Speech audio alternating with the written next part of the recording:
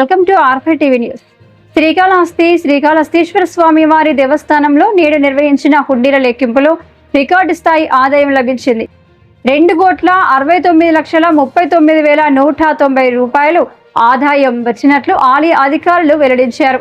దేవస్థాన చరిత్రలోనే హుండీ ద్వారా నమోదైన అత్యధిక ఆదాయం ఇదే కావడం విశేషం. శ్రీకాళహస్తి దేవస్థానంలో సరికొత్త రికార్డ్ 2.69 కోట్ల హుండీ ఆదాయం.